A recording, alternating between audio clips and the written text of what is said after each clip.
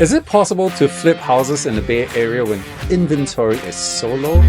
And as an investor in real estate, I've always wondered, how does flipping a property work? And more importantly, how do you do it in the Bay Area when inventory is just so low?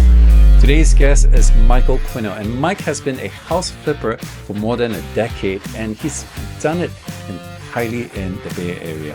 He has flipped hundreds of houses, and despite super tight inventory, has been able to find deal after deal after deal in Silicon Valley. Here, we're going to find out his secrets today, and he's going to tell us all about it, and more importantly, how we can get involved in it. I'm Charlie Giang. I came to Silicon Valley from Singapore about 20 years ago to be a startup founder, and over the years, I've developed a love for Silicon Valley's real estate. I'm now a full-time realtor.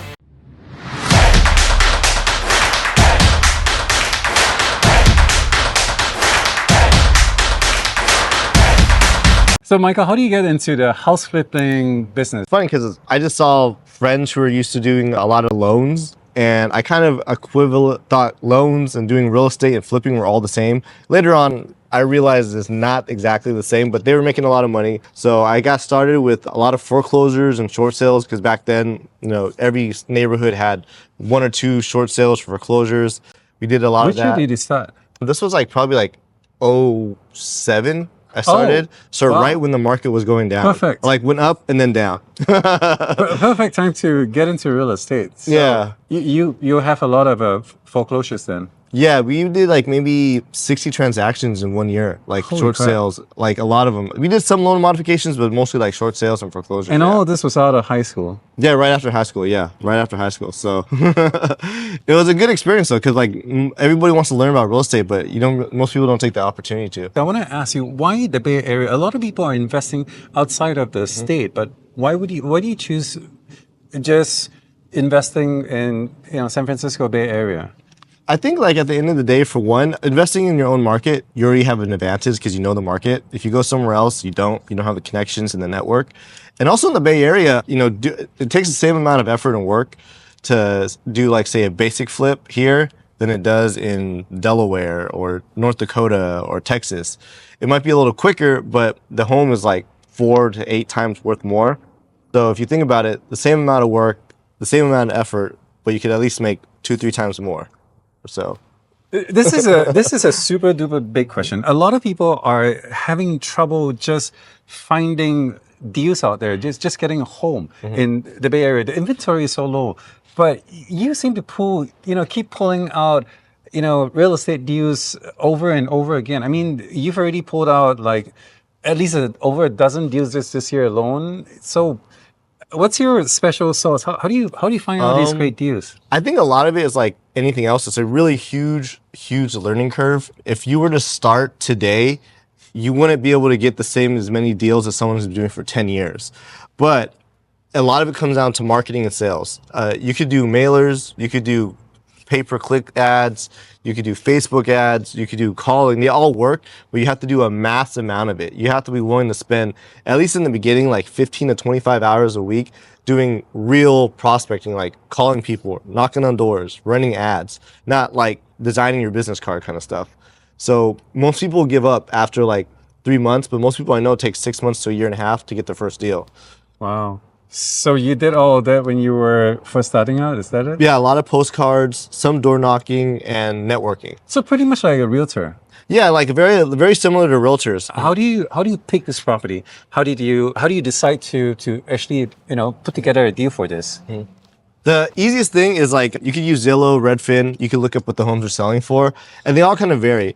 If you were to take a very stereotypical idea of what people have of flipping, you see a home that's worth say $2 million, it needs $200,000 to work. Well, most people would be okay, I have to buy it at 30% discount. So if it's worth $2 million, I buy it at 1.4. So that's the very, very vague stereotypical, and normally doesn't always work that way. If the project is, 2 years long, it might not be worth it. But if it's only 6 months to a year, then it might. So you have to look at your time and your money and the hardship. If you're dealing with tenants and squatters, depending on the city, that could be 3 months to a year. So It all varies. So here's $1 million Yeah. with the famous squatters that it's going all on around everywhere. How do you get rid of them? A lot of times people just pay them. You could go through the courts. So it actually varies a lot by city. Right. Some cities are California is not very landlord friendly, but if you fill out the paperwork and stuff like that, maybe you get them out in like 2 to 4 months. You get a squatter out. Some cities How do you get a squatter out? I mean, if they refuse to leave, can you get rid of them? Yeah, so you go through the legal system. The legal system varies from city to city, and it Right. can vary in timelines. Maybe it's 2 months, maybe it's 6 months. A lot of times people just pay people to leave. Like these ones, they were just paid to leave. Right. So you could pay them, and again, city to city varies. In San Francisco, you could pay anyone between 50 to 150,000 to get out of a house, squatter or tenant. In places like San Jose, maybe it's like 20 to 60. Oakland can easily be 20 to 60. It all varies, but it is very expensive to pay people. Like my attorney is at least like $15,000 per unit.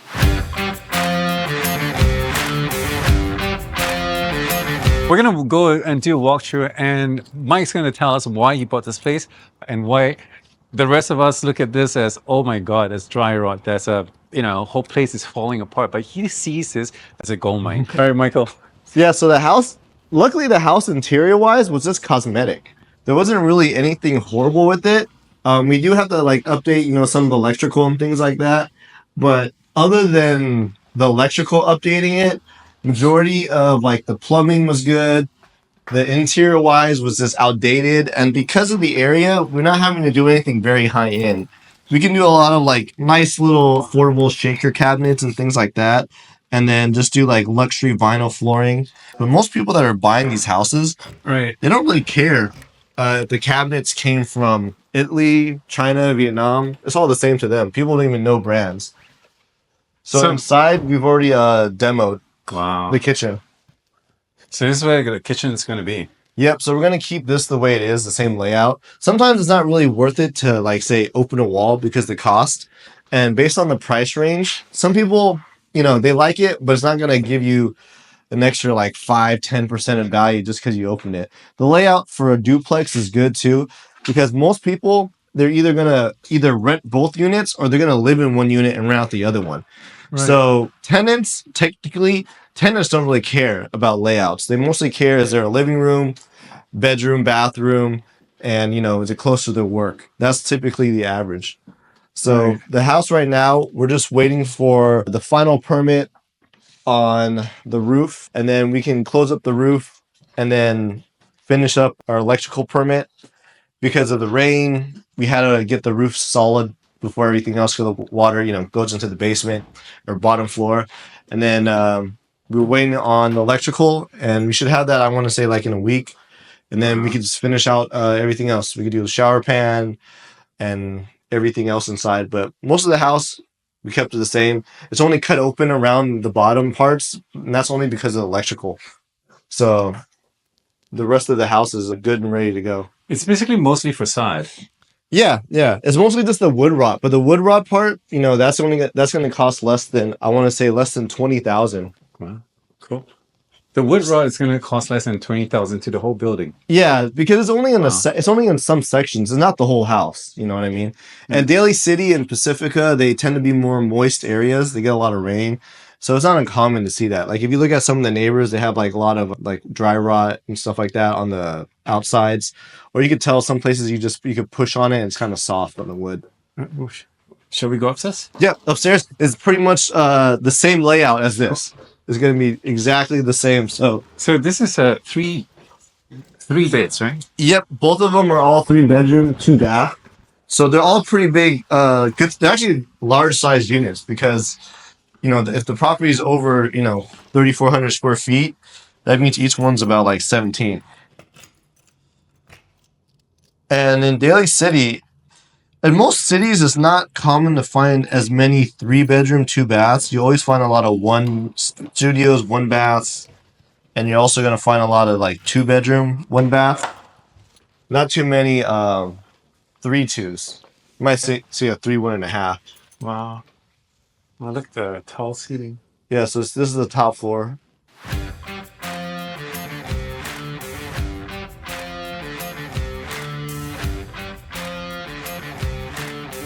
So by the time you get through with this, so what would the rent be for both units? For around? this area, I have to check, but for Daly City, I think it'd be at least over 4,000 maybe.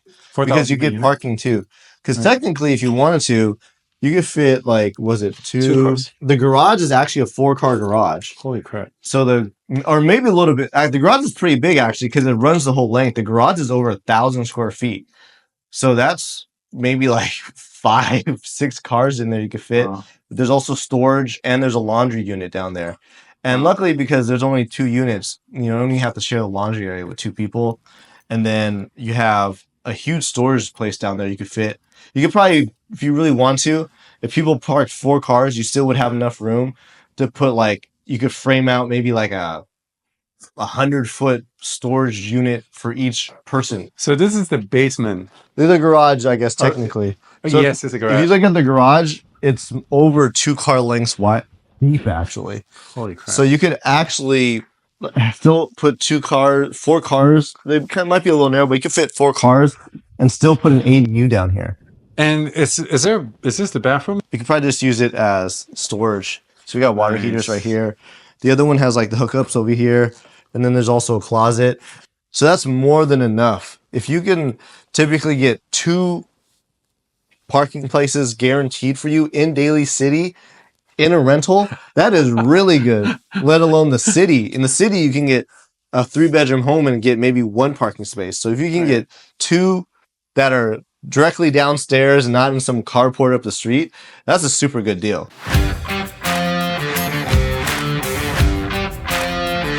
What a great tour. I can already see the potential for this. I love buying a little bit more dilapidated houses and build them up. Most of my houses were that way. In fact, most of the houses I bought were houses that people walked away from. And then when I look at it, I go like, it's all facade. I just, rip the thing out and that's it. I'll just give it a good coat of paint, put some nice lighting in, a nice flooring, do some basically, what do you call it? Like a modeling, remodeling. bath, yeah. Yeah, and then the place is good to go.